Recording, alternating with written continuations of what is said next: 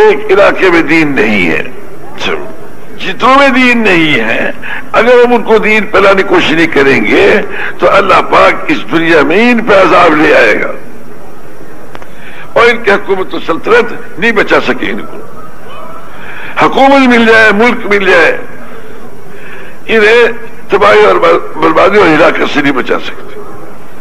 یہ مدرسے والے نہیں بچا سکتے، کوئی نہیں بچا سکے گا، جب تک کہ جتنا جو دین مٹا ہوا ہے، جب تک آپ اس کو زندہ نہیں کریں گے۔ بقول علماء کرام کے علماء حضرات یہ فرماتے ہیں کہ اللہ پاک کا ہر حکم دو دھاری تلوار ہے، دو دھاری، ہاں، کیونکہ اگر اس کو پورا کیا تو انعامات ملیں گے زبردست، اور اگر پورا نہ کیا تو ہلاکت و بربادی بھی آئے گی زبردست، لاکھوں کی کیا کروڑوں کی بربادی ہوگی اگر ایک حکم چھوٹ گیا تو۔ اب سب کو ہم چھڑا ہوا ہے، سارا علاقہ جتنا بھی ہے یہ حکم پہ چل ہی نہیں رہا۔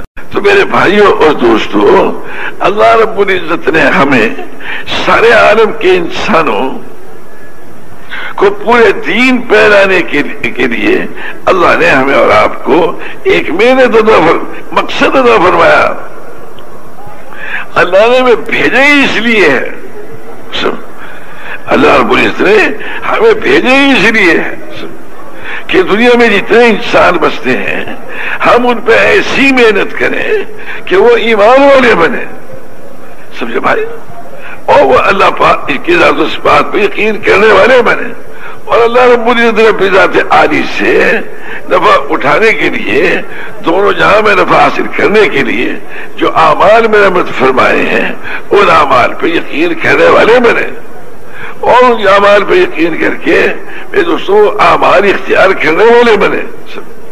اس لیے اللہ نے ہمیں بھیجا، سمجھے بھائی، ہمارے میں سے ہر شخص کو بھیجا ہے، سمجھا رہی؟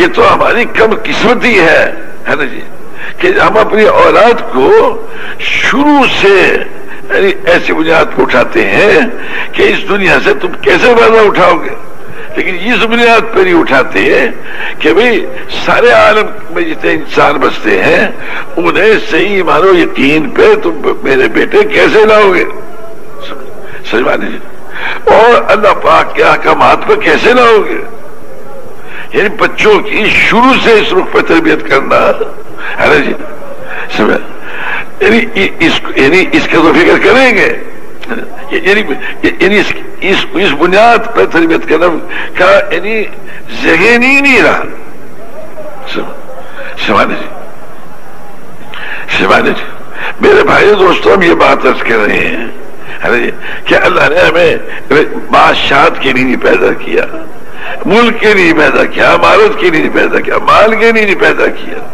زمین و جائیداد کے لیے نہیں پیدا کیا۔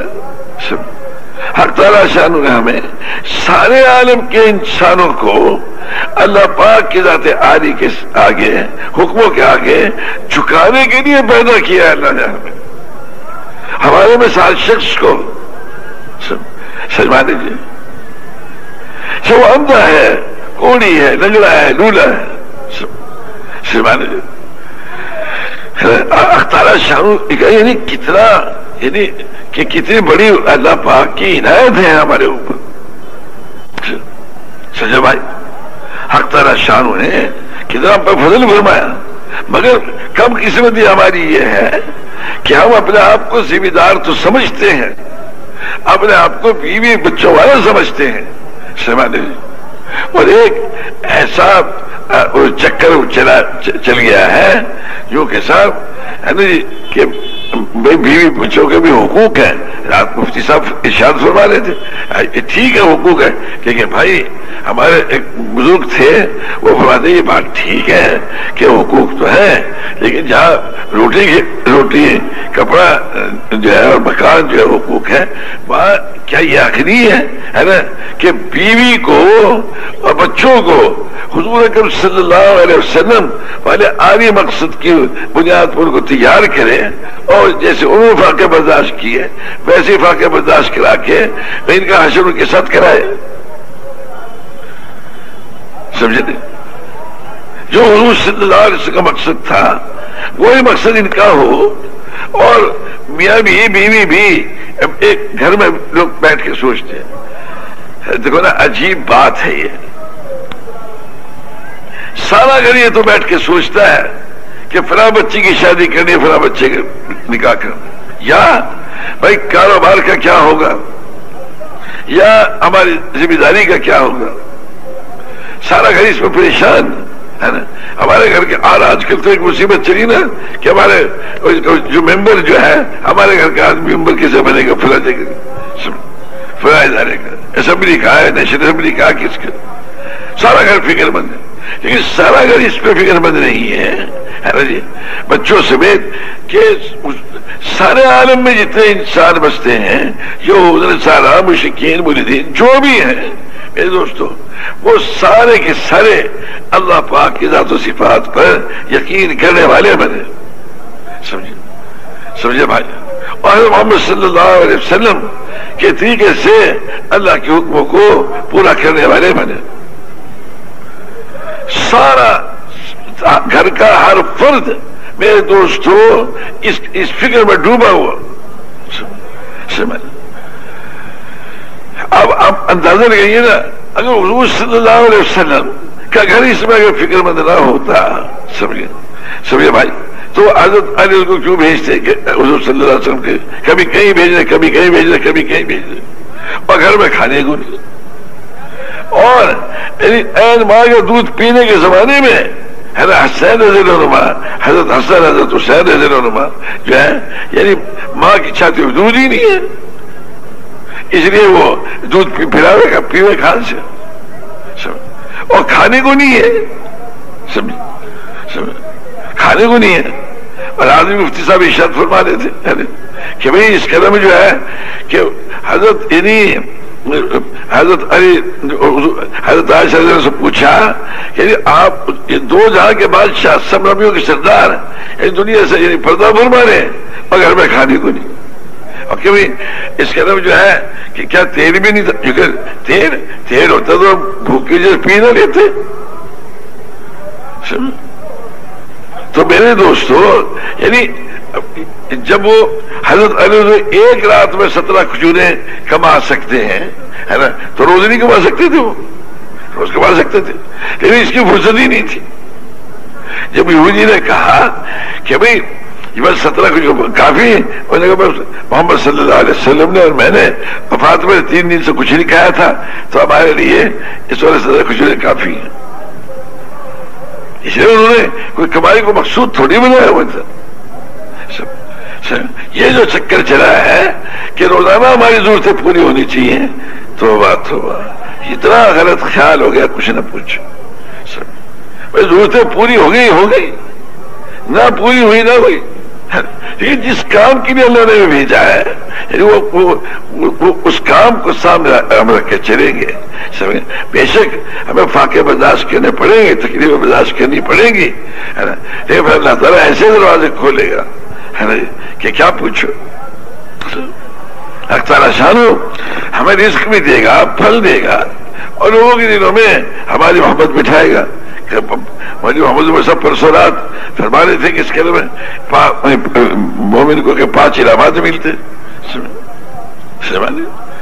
اللہ پاک اطمینان دے گا، یہ برکت دے گا، کئی چیزیں گرائی انہوں نے. لیکن میرے بھائیوں اور دوستوں، عرض آپ ذات کی خدمت میں، یعنی پہلے ہم یہ سوچیں اس بات کو، ہم جو ہے میرے دوستوں، ہمارے میں سے ہر شخص جو ہے حضور صلی اللہ علیہ وسلم کا امتی ہے. حضور صلی اللہ علیہ وسلم کا امتی ہے، اور حضور صلی اللہ علیہ وسلم والا کام اس کا کام ہے. بھائی ہمارے ہاں عام تو کیا ہے تو جلہا، مگر وہ پڑھ لکھ کے جو ہے تحصیلدار ہو گیا ہے. سمجھ لیجیے بھائی ہے تو آ رہا ہی ہے نا، پھر فلانے گاؤں کا ہے نا جی، مگر وہ پڑھ لکھ کے ڈپٹی کمشنر ہو گیا. یہ لوگ عام کے ہیں.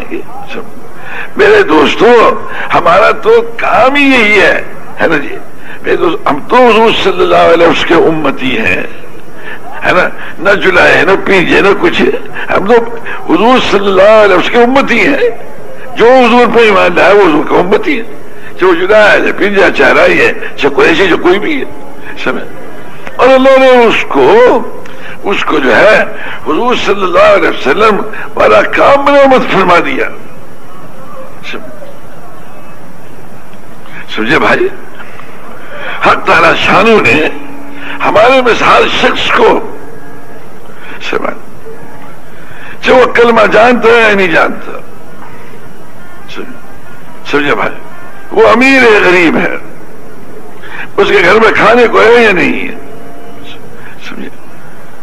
سمجھے، وہ بادشاہ ہے فقیر ہے، وہ مولوی جمشید جیسا مولوی عبدالرحمان جیسا مولوی ہے، جو بھی ہے، سارے عالم کی ذمہ داری اللہ نے ان کو عطا فرما دی، سارے عالم کی، سمجھے بھائی، سارے عالم کی ذمہ داری دے دی، اور حضور صلی اللہ علیہ وسلم کے ذریعے سے بادشاہوں کو بھی سارے عالم دین کے وجود میں لانے کا ڈھنگ سکھا دیا، فقیروں کو بھی جن کے گھر میں کھانے کو نہیں، سمجھے، وہ کیسے محنت کریں گے کہ جس سے کہ ساری دنیا میں اسے پورا کا پورا دین چمکے گا۔ اللہ رب العزت اس کی محنت کے اوپر سارے عالم میں دین کو وجود میں رہے گا۔ جو فقیر ہے بالکل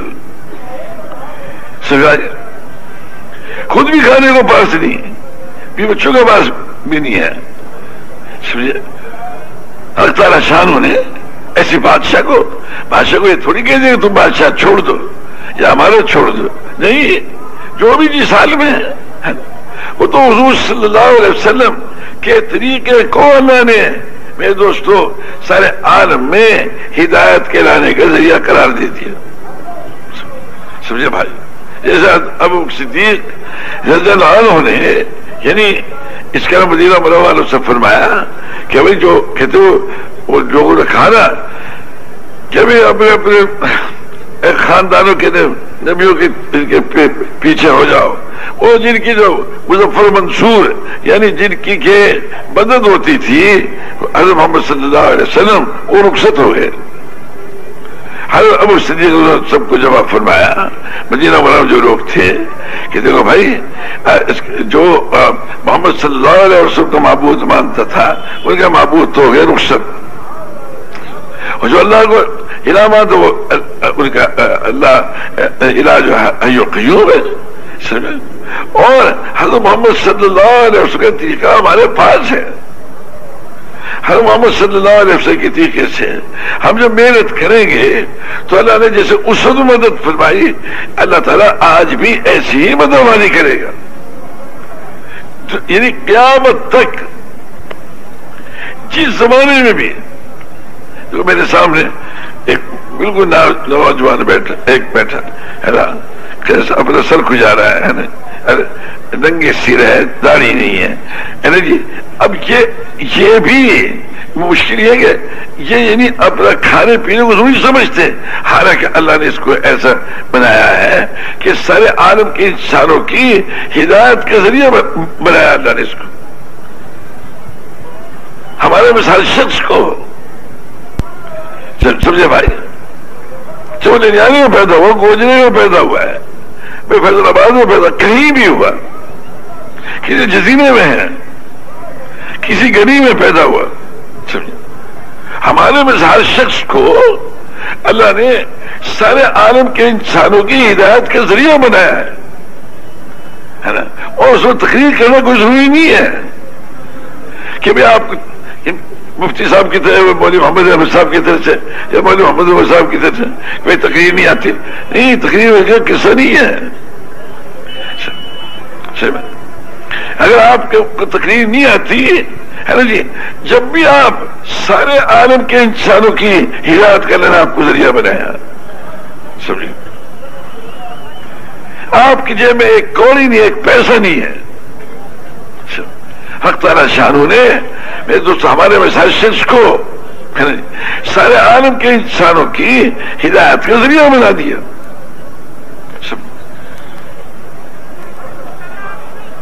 جب ہم اس کو ذریعہ سمجھیں گے ہے نا، اللہ تعالیٰ نے ہمارے میں جو علماء حضرات عطا فرمائے، ہم انشاءاللہ اس کا ان سے فائدہ اٹھانا سیکھ جائیں گے ساری دنیا میں دین کے پھیلانے کے سلسلے میں. ذمہ داروں کو بھی، وکیلوں کو بھی، ڈاکٹروں کو بھی، انجینئر کو بھی. یہ انجینئر اور ڈاکٹر جو ہیں ہے نا جی بھائی میرے دوستو، سب سے پہلے حضور صلی اللہ علیہ وسلم والے کام کا فکر کرتے ہوئے چلیں گے، محنت کریں گے ہے نا جی. جس کی بھی ضرورت پڑے گی، جس طبقے کی ضرورت پڑے گی، جس صلاحیت کی انسان کی ضرورت پڑے گی، جس علم والے کی ضرورت پڑے گی ہے نا، حق تعالیٰ شاہ ان سب سے سارے عالم میں دین کو پھیلانے کے لیے میرے دوستو ان سب سے فائدہ اٹھانے کا اللہ میں سلیقہ عطا فرما دے گا. آپ خود سوچو، ایک بالکل دیہات والا ہے، بالکل دیہاتی ہے، اس کو کچھ پتا نہیں کہ کچہری کس کو کہتے ہیں، وکیل کو وکیل کس کو کہتے ہیں، کچھ پتہ نہیں. اس کے پاس جاتا ہے، عدالت سے وارنٹ جاتا ہے، کیا بھائی یہ کیا ہے یہ کاغذ، کہ لگے وہاں کچہری میں جانا پڑے گا. کہ کچہری کیا ہوتی ہے، وہ جگہ اگر وہاں نہ پہنچا تجھے کوٹری میں بند کر دیں گے اور اس کا تجھے حل نہیں چلانے دیں گے. کہ اچھا، ارے بھائی یہ پھر کیسے کیا کروں میں، ہے نا. کہ چلو نمبردار کے پاس چلے. اب وہ جو شہر میں آتا جاتا ہوتا ہے اور یہ جو مقدمے کرتا رہتا ہے اس کے پاس جائیں گے. وہ پورے شہر میں وکیل کے پاس لے کے جائے گا کہ بھئی یہ وکیل ہے، کہ اس کا کیا کہا، کیوں کہ یہ سارا کا سارا معاملہ کچہری میں تیری طرف سے لڑے گا. ہاں تجھے مجھے نہیں آتا، یہ لڑے گا. اچھا مگر یہ اتنے پیسے لے گا. سمجھے بھائی.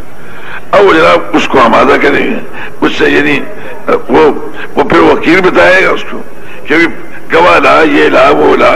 اب سارے کے سارے وہ بیچارہ کوشش کرے گا ان سب کو لانے کی. سمجھے. اور بزرگوں کے پاس جائے گا، وزیر عبدالرحمان جیسوں کے پاس کہ بھائی دعا فرماویں کہ میرا ایسا قصہ ہو گیا. سمجھے بھائی. تو ایسے ہی اس ساروں کو جس کی ضرورت پڑے گی وہی ان پڑھ سب سے فائدہ اٹھائے گا.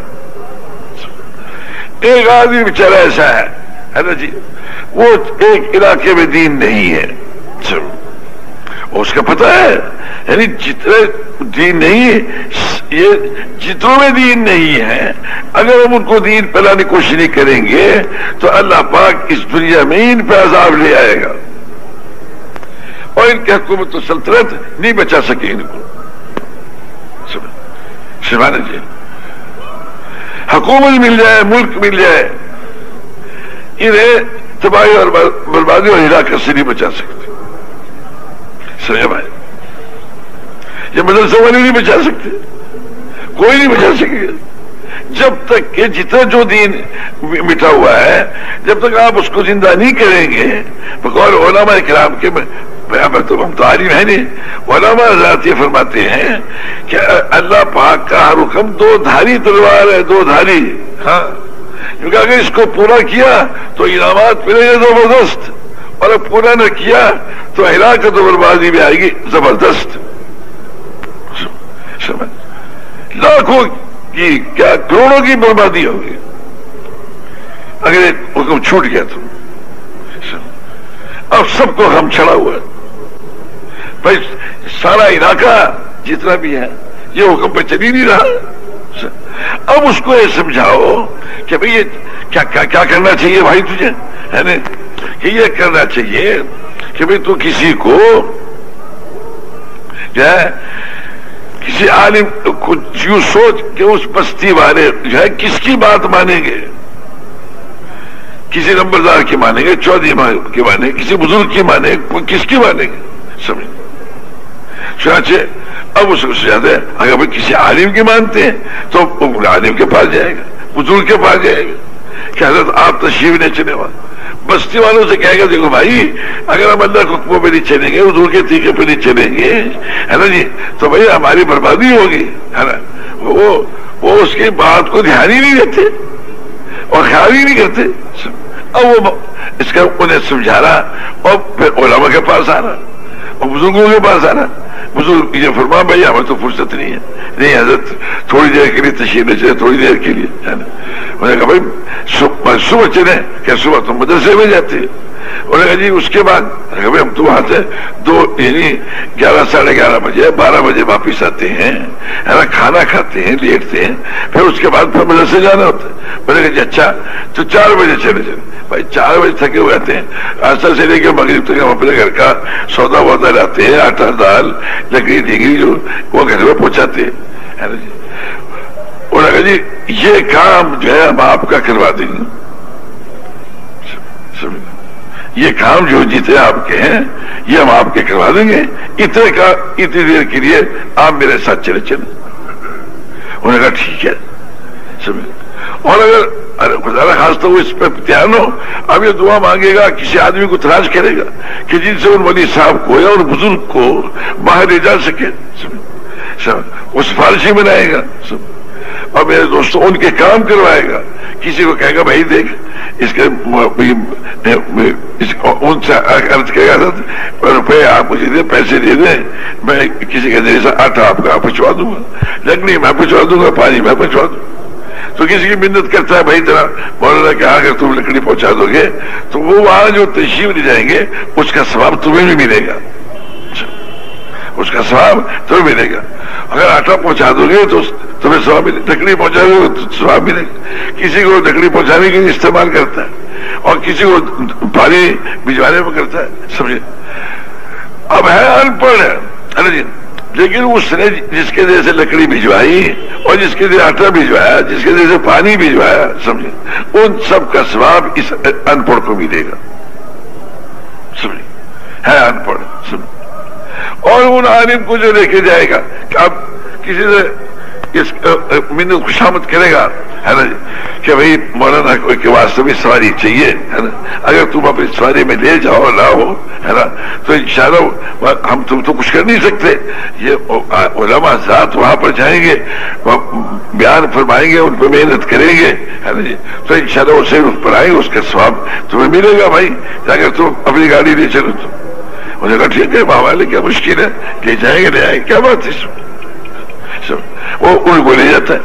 اب سواری ان کی استعمال ہوئی اور پھر کیا ثواب اس کو ملا ان پڑھ کو. سن میرے بھائیوں اور دوستوں, ہمارے مفتی صاحب ایک دو فرما رہے تھے کہ میں نے ایک آدمی سے کہا کہ تو تبلیغ کیا کر, تبلیغ کیا کر. انہوں نے کہا جی میں تو ان پڑھ آدمی.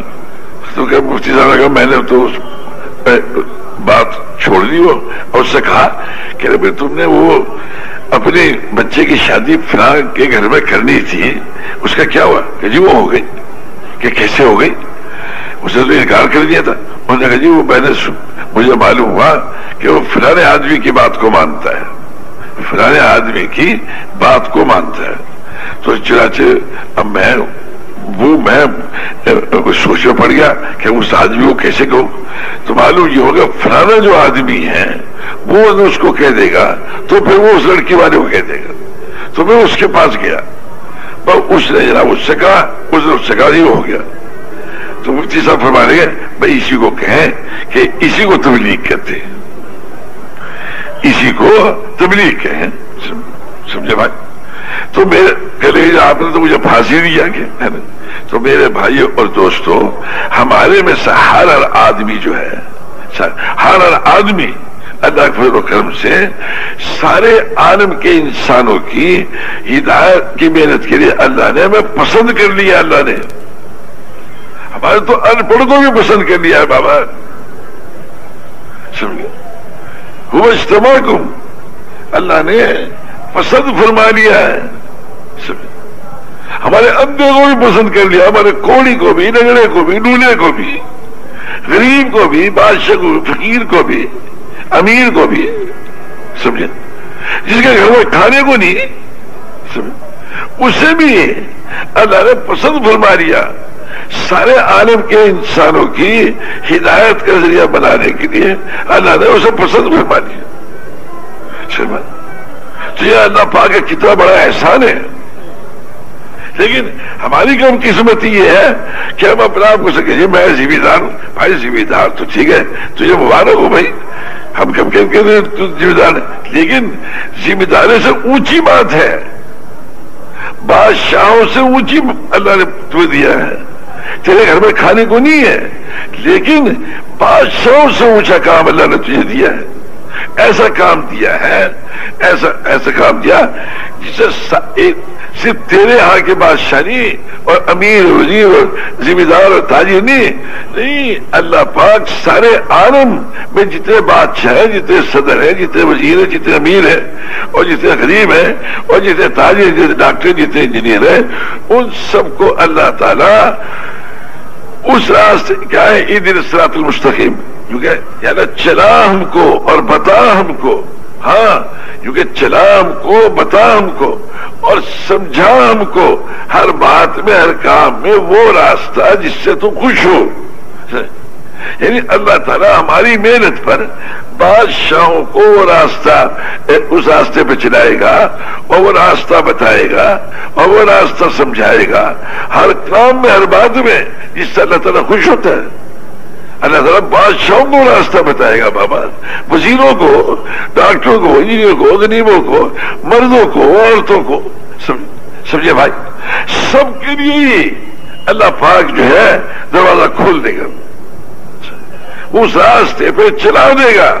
ہاں سمجھے بھائی, اس راستے پہ چلا دے گا جس راستے پہ چل کر اللہ تعالیٰ خوش ہوتا ہے. یہ کتنی بڑی بات ہے. یعنی بادشاہ کو وہ راستہ مل جانا ہے نا جی, کہ جس سے کہ وہ میرے دوستوں اللہ تعالیٰ سے خوش ہو جائے, تو اس بادشاہ کی کتنی خوش قسمتی ہے.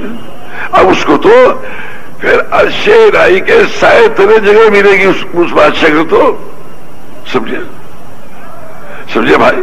اور وہ ایسا بادشاہ, وہ تو میرے دوستوں سارے کے سارے ملک کے لیے یعنی اللہ کی رحمت کا سایہ بنے گا. سمجھ گئے, ذل اللہ, یعنی اللہ کا سایہ, رحمت کا سایہ بنے گا. اتنا بڑا, اتنی اس کی قیمت ہوگی اس بادشاہ کی. اور وہ فقیر ہے نا جی, جو میرے دوستو جو یعنی جو فقر والا ہے اس کا درجہ اتنا ہے غنی اور دولت مندوں پر, جس طرح کہ حضور صلی اللہ علیہ وسلم کا درجہ ہے ایک ادنا صحابی کے اوپر. فقیر ہمارا اتنا اونچا, سمجھے بھائی, مگر وہ فقیر اونچا ہوگا بھائی جو حضور صلی اللہ علیہ وسلم والے کام کو اپنا کام بنائے گا. اب ہمارا بیٹھے, یا تو بھائی میرے عزیزوں یوں سوچ لو کہ بھائی ہمارے گھر وہ سردی کا موسم آ رہا ہے بھائی, اب وہ گھر میں اس کے گرم کپڑوں اور کیا ہوگا, اور سردی میں کیا کیا چیزیں کام آتی ہیں, بچوں کا, اس کا, اس کا, اس کا, یہ سوچ رہے ہیں. سمجھے بھائی, اور کھانے کے لیے کیا کیا ہونا چاہیے, اور بستر کا کیا لحاظ کیا ہونا چاہیے, یہ سوچتے.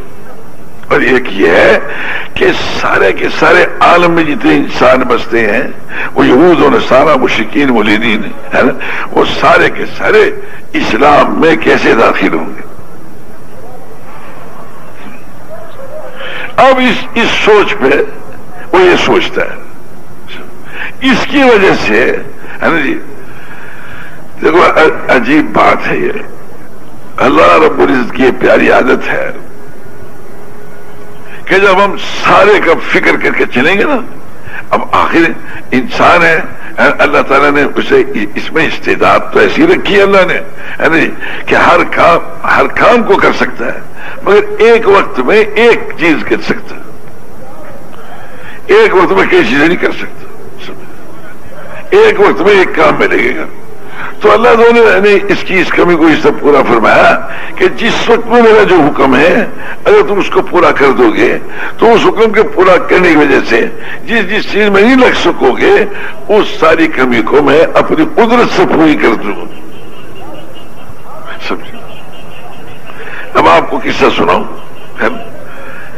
بھائی دوستو, ایک ہماری بڑی مشہور کتاب ہے, اس میں لکھا ہوا ہے ایک آدمی جنگل میں دریا کے کنارے چلا جا رہا تھا، تو بادلوں میں سے آواز آئی کہ فلاں کے کھیت میں اس کا پانی دو. بادلوں میں سے آواز ہے اور وہ بادل کے پیچھے پیچھے چلا. بادل جو ہے ایک ٹیلے کے اوپر جا کر برسے. وہ ٹیلے پہ تو پانی ٹھہرتا نہیں، پانی وہاں سے چلا ہے نا جی، چلتے چلتے یعنی نالے میں آیا، وہاں سے چلتے چلتے چلتے آگے نالیوں میں کھیت ایک دیکھا تو ایک آدمی اپنے کھیت میں کسی سے پانی پھرا رہا تھا. اس سے پوچھا کہ بھائی تمہارا کیا نام ہے؟ میں نے کہا میرا فلاں نام ہے. کہ کیا بات، تم نے میرا نام کیوں پوچھا؟ کہہ رہے کہ اصل میں بات یہ ہے کہ میں چلا جا رہا تھا، بادلوں میں سے آواز آئی کہ فلاں کی کھیت کو پانی دو.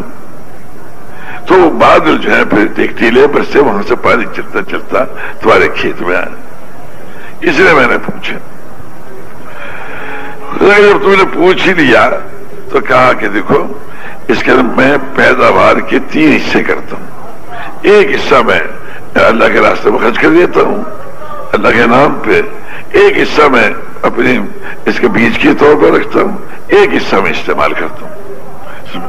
اللہ تعالیٰ اس کی برکت سے جب بھی مجھے پانی کی ضرورت ہوتی ہے اللہ تعالیٰ شانو مجھے پانی عطا فرما دیتا. اور سنو، ایک آدمی کو جمعے کی نماز بھی پڑھنی تھی، اس کا اونٹ کھویا گیا، اسے اونٹ بھی تلاش کرنا تھا، سمجھ گئے، اور کھیت میں پانی بھی دینا تھا.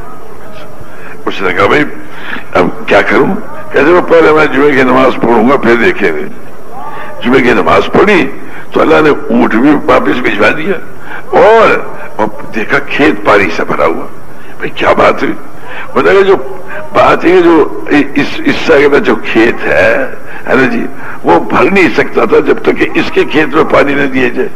اس کے کھیت میں پانی آئے تو پھر اس میں جائے، تو اس لیے اس نے اس کھیت کو پہلے بھرا پھر ان کا اللہ نے ایسے غیب سے بندوبست کر دیا.